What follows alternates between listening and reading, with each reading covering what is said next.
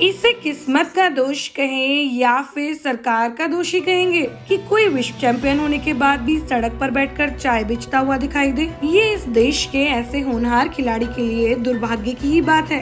ये सड़क पर खड़े होकर चाय बेच रहा होनहार कराटे खिलाड़ी है विश्व चैंपियन हरिओम शुक्ला, जो कि अपनी मेहनत और लगन के कारण देश के नाम कई देशों से गोल्ड मेडल तक जीतकर नाम रोशन किया है। लेकिन आज उसी का नाम अंधकार में क्यों है? क्योंकि ना तो हरिओम शुक्ला को किसी तरह की सरकारी मदद मिल सकी है और न ही किसी नेता या फिर अधिकारी ने ही उसके हौसले को देखकर उसके कदम को रफ्तार दी। इसी कारण आज उसके सामने परिवार के भरण पोषण तक की कठिनाई आकर खड़ी हुई है। Karate champion gold medallist Hariom Shukla का परिवार मूल रूप से मथुरा की कोसी का रहने वाला है। 2013 से हरिओम का परिवार यमुना पार स्थित ईशापुर पानी की टंकी के पास वार्ड नंबर 14 में रहकर अपना जीवन यापन कर रहा है। कराटे चैंपियन हरिओम शुक्ला का जन्म 28 अगस्त 1993 में यमुना पार स्थित कॉलोनी में हुआ था। हरिओम ने कक्षा 10 और 12 चौधरी बदन सिंह कॉलेज बलदेव से किया है और स्नातकोत्तर JS यूनिवर्सिटी सिकोहाबाद से हुई थी। जब से हरिओम ने होश संभाला तभी से हरिओम की रुचि कराटे लड़ने में बढ़ी।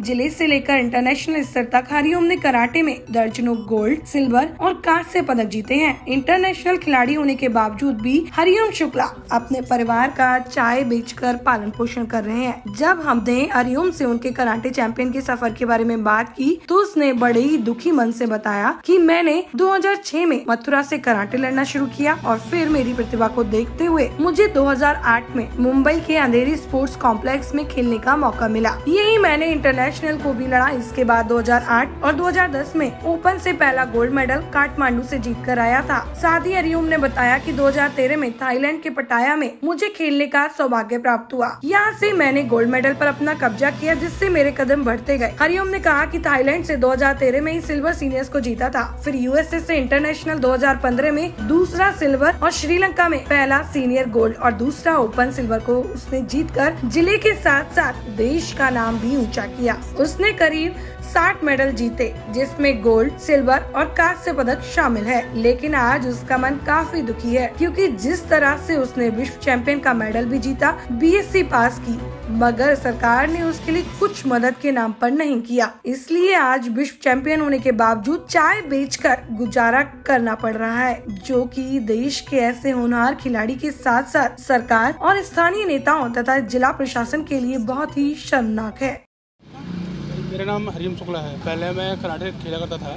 2006 से प्लेयर हूँ। पहले काफ़ी सारे इवेंट खेले हैं मैंने, कंपटीशन खेले हैं और प्रतियोगिता खेली है और मेडल वेडल कम जीते मैंने। तो कराटे में आप कहाँ खेल चुके हैं और कितने मेडल?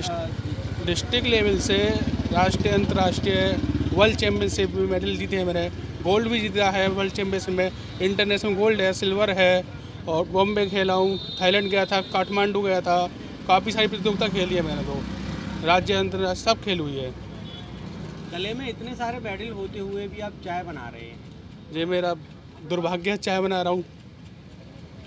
सरकार की तरफ से कोई सहायता नहीं होती है, सिर्फ मुझे आश्वासन दिया जाता अभी तक। तो इंटरनेशनल स्तर पे आप खेल चुके हैं, सरकार की तरफ से क्या क्या वादे आपसे किए गए थे और क्या क्या पूरा हुआ है?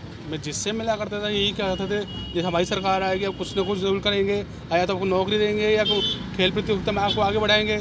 कुछ नहीं होता मेले से आश्वासन देते सरकार, चाहे केंद्र सरकार हो चाहे राज्य सरकार हो, चाहे विधायक हो या MLA हो। परिवार का खर्चा आप कैसे चला? परिवार का खर्चा भी चाय के वन चलता है मेरा। मेरे पिताजी पहले भी चाय बेचा करते, अब भी चाय बेचते हम लोग। मूल रूप से कहाँ के रहने वाले हैं और पढ़ाई आपकी कहाँ तक हुई है और कहाँ से? मूल रूप से मेरा गांव छोटी कोसी खुर्द है, वहाँ का निवासी हूँ। मैं BSc फाइनल किया हुआ मेरा। तो आपने जो पढ़ाई की है कब की है ये बताइए? 2010 में मैंने 10th किया था, 2013 में मैंने 12th किया था। ग्रेजुएशन में 2017 में हो गया था मेरा BSc GS यूनिवर्सिटी से। सरकार से क्या मांग करते हैं? सरकार से ये मांगते खिलाड़ियों को आगे बढ़ाया, मेरे लिए कुछ